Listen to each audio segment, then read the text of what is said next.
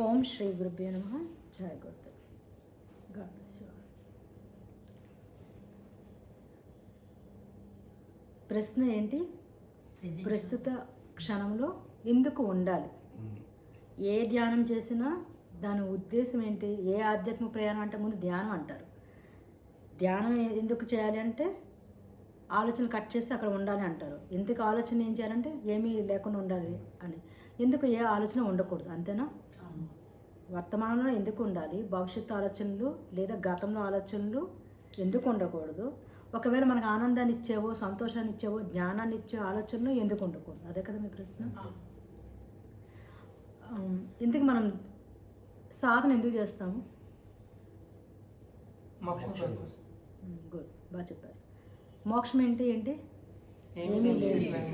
ఏమీ లేని దాన్ని ఎలా ఉండాలి? ఏమీ లేకుండా అది ఎప్పుడు ఉంటుంది? ఇక్కడే, ఇప్పుడే, ఈ క్షణమే ఉంటుంది. అయితే ఇక్కడ మనం కళ్ళు ముయ్యకపోతే ఏమవుతుందంటే కనిపించిన ప్రతిదీ కూడా మనకేమవుతుంది? కనిపిస్తుంది. కనిపించిన తర్వాత దానికి సంబంధించిన ఆలోచనలు, జ్ఞాపకాలు, మనసు కదిలిపోతాయి. నిన్నటి గురించి నేను ఈరోజు సాధన చేయమన్నాను అనుకోండి. ఫర్ ఎగ్జాంపుల్, నిన్న మనకు అవన్నీ ఏంటి? జ్ఞాపకాలు. జ్ఞాపకాల్లో ఉంటే ఏమవుతుంది? శూన్యం అవ్వదు. భవిష్యత్తు గురించి నేను ఆలోచించమంటే అదేమవుతుంది? జ్ఞాపకాలే. అంటే శూన్య స్థితిలో ఉండాలంటే ఎక్కడ పాసిబిలిటీ ఉంది మనకి? ఇక్కడ ప్రజెంట్లో. నిన్నటి గురించో, గత సంవత్సరం గురించో, గత జన్మ గురించో నేను శూన్యంగా ఆలోచించడానికి కుదురుతుందా? ఏదో ఒక ఆలోచన, ఏదో ఒక పరిస్థితి, ఏదో ఒక మాట, ఏదో ఒక వ్యక్తి, ఏదో ఒక రూపంతోనే నేను చేయాలి.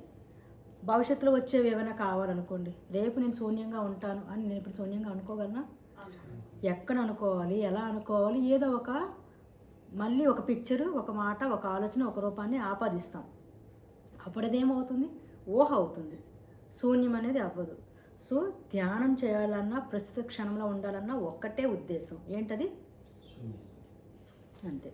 శూన్యస్థితి అనుభూతి చెందడానికి ఉన్న ఒకటే మార్గము ప్రస్తుత క్షణంలో ఉండడమే. ఇక్కడ గతంలో ఆలోచిస్తే మనకి జ్ఞాపకాలు వస్తాయి, భవిష్యత్తులో ఉన్న జ్ఞాపకాలు వస్తాయి, ఇప్పుడు కూడా జ్ఞాపకాలు వస్తాయి రావా? కళ్ళు తెరిచిన తర్వాత మనం ఇలా చూస్తున్నప్పుడు మన చుట్టూ ఉన్న విషయాల పట్ల, ఏవైనా మనం ఎలాంటి వస్తువులు, మనుషులు, వాటి పట్ల అతి సహజంగానే మనసు కదలకుండా ఉండడం అలవాటు చేసుకోవాలి. దాన్ని ధ్యానము, సాధన చెప్తాం. ఇది కనబడుతున్నప్పుడు నేను గురువుని ధ్యానిస్తున్నాను అనుకోండి, అప్పుడు ఏమవుతుంది? ఇది కనిపించకుండా పోతుంది. ఎక్కడ గురువు కూడా ఉండడు, అది లేదు. రెండు లేకపోవడం వల్ల ఏమవుతుంది? ఆలోచన చేయగా అక్కడ వస్తువు లేదు, పరిస్థితి లేదు, వ్యక్తి లేదు. కాబట్టి కొంచెం సేపట్లో మనము శూన్యస్థితిలోకి వెళతాం. అర్థమైంది కదా? కళ్ళే ఎందుకు ముయ్యాలి అన్నది అర్థమైంది కదా? ఎందుకు ముయ్యాలంటే ప్రతి వస్తువుకి కూడా మన చిత్తంలో డేటా ఉంది, అది కదిలిపోతుంది. నాకు ఎదురు కనిపిస్తుంది, లైట్ ఉంది, ఆపాలి, ఆన్ చేయాలి, కరెంట్ ఉంది, లేదు సంథింగ్, ఏదో ఒక డేటా కదిలిపోతుంది. కళ్ళు మూస్తే ఏమవుద్ది? దృశ్యం ఉండదు. దృశ్యం ఉండకపోతే ఆలోచన ఉండదు. అప్పుడు ఏం చేస్తాము? గతం ఆలోచనలోకి వెళ్ళము, భవిష్యత్తు ఆలోచనలోకి వెళ్ళము. ఈ క్షణంలో, ఇప్పుడు, ఇక్కడ ఏదైనా కళ్ళు మూసేస్తే ఏది దృశ్యం ఉండదు. కాబట్టి సహజంగానే మనము ఆ స్థితిలో ఉంటాం. ఎప్పుడైతే ఉన్నదంతా మిథ్య, మాయ, ప్రపంచము. ఇప్పుడు మనకి ఎండమావులు ఉన్నాయండి, మీరు చూస్తారు, కానీ మీకు అప్పుడు ఏమనిపిస్తుంది? లేదు కానీ నాకు ఉన్నట్టు అనిపిస్తుందని వెంటనే కనిపిస్తుంది. ఇక్కడ పిక్చర్ ఉంది, తెలుస్తుంది, అక్కడ మంటలా ఉంది, ఏదో వాటర్ ఉన్నట్టు ఉంది అనిపిస్తుంది, కానీ మనకు తెలుసు ఏంటది? లేదు అని. ఎప్పుడైతే జ్ఞానం తెలుస్తుందో అప్పుడు ఉన్నది కూడా లేదనే విషయం తెలుస్తుంది. అలాంటప్పుడు కళ్ళు మూసినా తెరిచినా కూడా మీరు ఆ మోక్ష స్థితిలో, ధ్యాన స్థితిలో, ప్రస్తుత క్షణంలో, ప్రజెంట్ టెన్స్లో ఉండడం అనేది జరుగుతుంది. క్లియరా? సో మనకి ఇప్పుడు అర్థం అవ్వాల్సింది ఏంటి? మొట్టమొదటిగా భవిష్యత్తులోని, గతంలోకి వెళ్లకుండా ఈ క్షణంలో, ఇప్పుడు ఎందుకు ఉండాలి అంటే మిగతావన్నీ జ్ఞాపకాలు మాత్రమే. సత్యం ఏంటి అంటే ఏమీ లేకపోవడం. కాబట్టి ఏమీ లేకపోవడం ఎప్పుడు జరుగుతుందంటే ఇప్పుడే జరుగుతుంది. అర్థమైంది కదా? ఈ మాటే గుర్తుపెట్టుకోండి. ఏమీ లేకపోవటం అనేది ఈ క్షణమే పాజిబుల్ మనకి. ఒక్క క్షణకాలం ముందు కూడా గతం అయిపోతుంది. ఒక క్షణకాలం తర్వాత కూడా భవిష్యత్తు అయిపోతుంది. ఈ క్షణం మాత్రం ఉంటుంది. ఎదురుగా కనిపించిందంతా జ్ఞాపకాలు మాత్రమే. అక్కడ ఉంది, అది జ్ఞాపకం మాత్రమే. అర్థమైంది కదా? జ్ఞాపకాలు మనకి మన ఇంట్లో ఏమైనా చాలా సామాన్ వస్తువులు ఉన్నాయనుకోండి, మనం నిరంతరం జ్ఞాపకం చేసుకుంటామా? లేదు కదా. అలాగే ఎదురుగా కనిపించే ప్రతిదీ కూడా మన ఆలోచన వస్తున్నప్పుడు దాని గురించి ఆలోచించక్కర్లేదు, అవసరం లేదు అని మనకి ఎప్పుడైతే సాధనలో అనుభవంలోకి వస్తుందో, ఎప్పుడైతే మనం దాన్ని పొందుతామో సహజంగానే ఆ క్షణంలో అప్పుడు అక్కడే ఉండడం అనేది మనకు వస్తుంది. పరమాత్ముడికి గతము లేదు, భవిష్యత్తు లేదు. మరి మనకుందా? మనకు కూడా లేదు. మరి మనకి ఉందని ఎందుకు చెప్తున్నాం? ఉన్నాం కాబట్టి. మన జ్ఞాపకాలతో డిటాచ్ అయితే ఏమవుతుంది? ఉంటుంది. ఈ క్షణం శరీరం ఉంది, మనసు ఉంది. ఇప్పుడు ఫర్ ఎగ్జాంపుల్ నేను పడుకున్నాను, నిద్రలో ఉన్నాను, గాఢ నిద్రలో ఉన్నాను, నాకు అక్కడ ఆలోచనలు లేవు, కళలు లేవు, ఏ అవస్థ లేదు, గాఢ నిద్రావస్థే ఉంది. ఆ నిద్రావస్థ గాఢ నిద్రావస్థలో ఉన్నప్పుడు ఏముంటుంది? నా శరీరం మీద, నా మనసు మీద, నా ఆలోచన మీద, నా గుణాల మీద ఎలాంటి ఎరుక లేదు కదా. దాన్ని మనము ప్రస్తుత క్షణంలో కూర్చుంటేనే ఉంటూనే అనుభూతి చెందడం అలవాటు చేసుకోవాలి, రావాలి. సహజంగా వచ్చే స్థితి అది.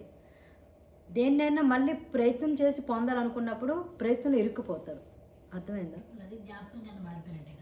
మారిపోతుంది. ఉన్నది ఉన్న క్షణంలో ఉండడం అంటే ఇలా ఉండడమే. నేను ఇలా ఉంటున్నాను, అలా ఉంటున్నాను, ఇలా ఉండాలి, అలా ఉండాలంటే అది కూడా ఆలోచన అయిపోతుంది. అర్థమైందా? నేనేమీ ఆలోచన లేని స్థితిలో ఉన్నాను, నేనేమీ ఆలోచన లేని స్థితిలో ఉన్నాను అంటే ఏంటి?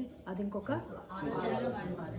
ఇచ్చట నోటీసులు అంటించరాదు, ఇల్లు అద్దెకి ఇవ్వబడను, ఖాళీగా ఉందని నేను చూపించుకోవడానికి ఇక్కడ బోర్డు మీద రాయాల్సి వస్తుంది.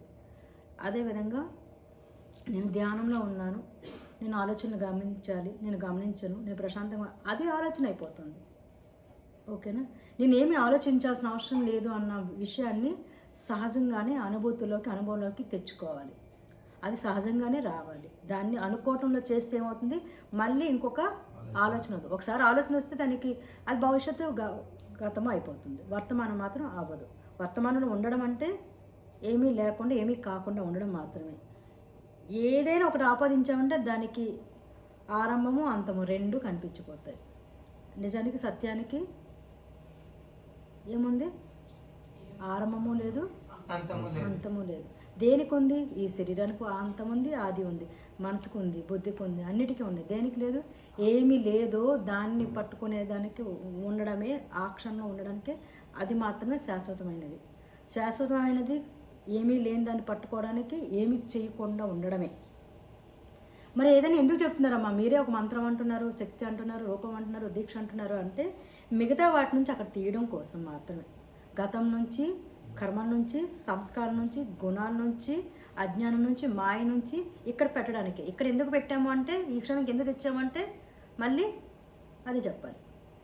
ఆ క్షణంలో ఉన్న సత్యంని అనుభూతి చెందడం మాత్రం. అది గ్రహింపులో ఉంటుంది, గమనికలో ఉంటుంది, అనుభూతిలో మాత్రం ఉంటుంది.